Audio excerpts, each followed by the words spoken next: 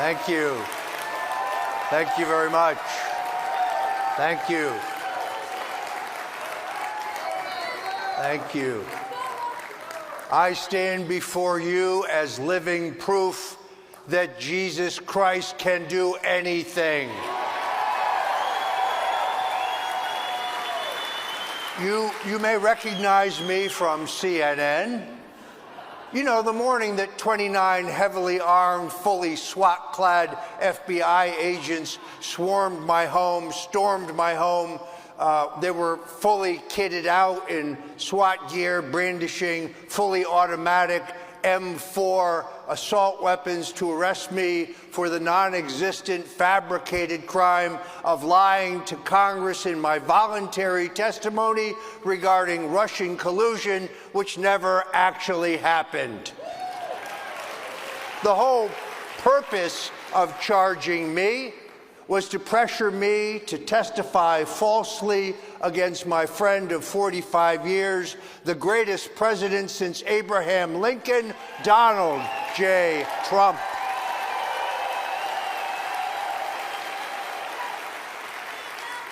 They presented a list of 26 phone calls between candidate Trump and myself in 2016, and they said, all you have to do is testify that these phone calls had to do with Russian collusion or WikiLeaks collaboration. And they said, if you don't cooperate, we're going to hit you with superseding charges. You'll die in prison. And I said, you can go to hell.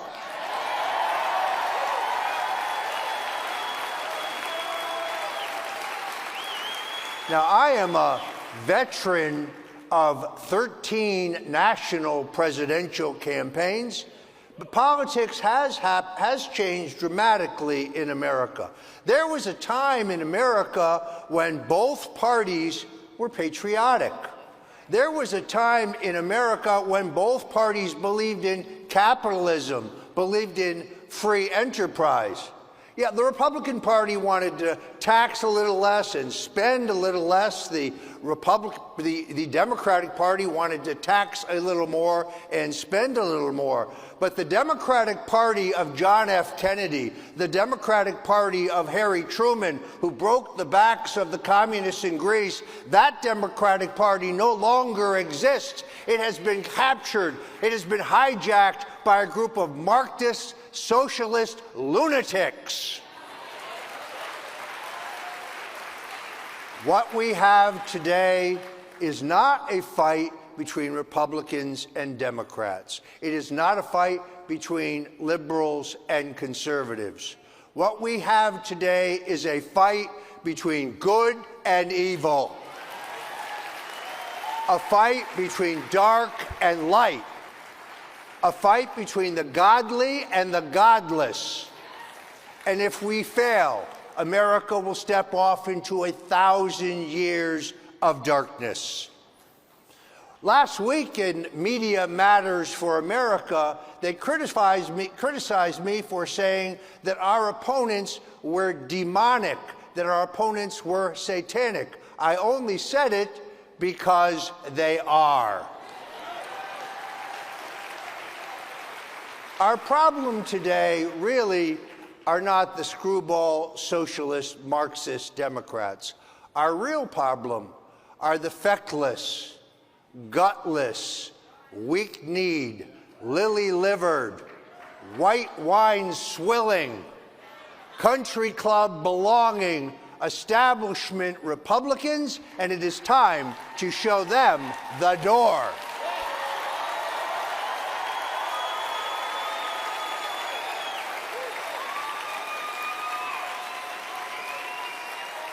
Here is my message for Speaker Kevin McCarthy. It is very simple. It is time to impeach Joe Biden, or let's vacate the chair and make Matt Gaetz Speaker of the House.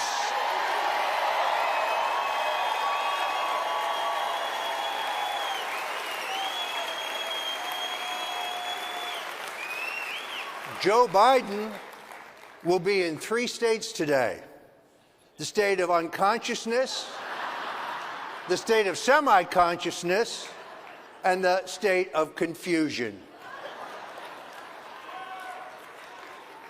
Chris Christie needs to run, not for president, he just needs to run.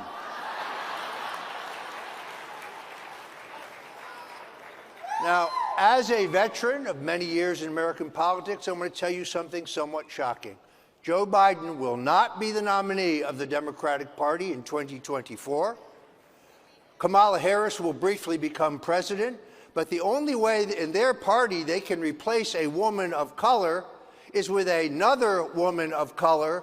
And yes, you heard it here first, the Democratic nominee for president will be Michelle Obama. They have already rigged their primaries. The reason that they have canceled the Iowa caucuses and the New Hampshire primary is to put South Carolina, a state where a majority of the Democratic primaries or primary voters are African Americans, and they will allow Gavin Newsom to purchase the vice presidential nomination, but the Obamas will hold him up for $600 or $800 million to do so. You heard it here first. When Steve Bannon says it in 3 weeks, remember I said it first.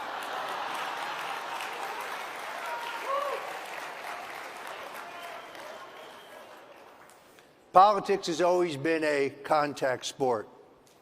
I've been very forthright about the fact that when I hit rock bottom, when it was clear that I was about to be lynched in a Soviet-style show trial in which all my constitutional rights would be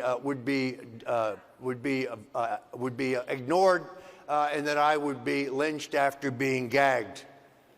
And I realized that my mentor, Richard Nixon, I have a tattoo of him on my back. It's about the size of a grapefruit between my shoulders. It's a daily reminder that in life, when you get knocked down, when you suffer defeats, when you are disappointed, when you reach for something and you fall short and you're ready to quit, that is the time to get up off the mat and get back in the game. You see, the story of Richard Nixon is the story of persistence. It's the story of resilience. It's an American story. But in the truth, I'm also the only man you know with a dick on the front and the back.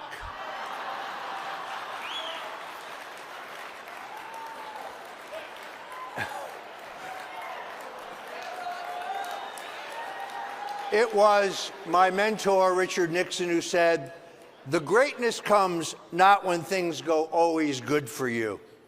The greatness comes when you are really tested, when you take some knocks, some disappointments, when sadness comes. Because only when you have been in the deepest valley can you understand the majesty of the highest mountaintop." He also said, "A man is not finished when he is defeated. He is only finished when he quits." When it comes to the fight for America, both Donald J. Trump and I will never quit. God bless you.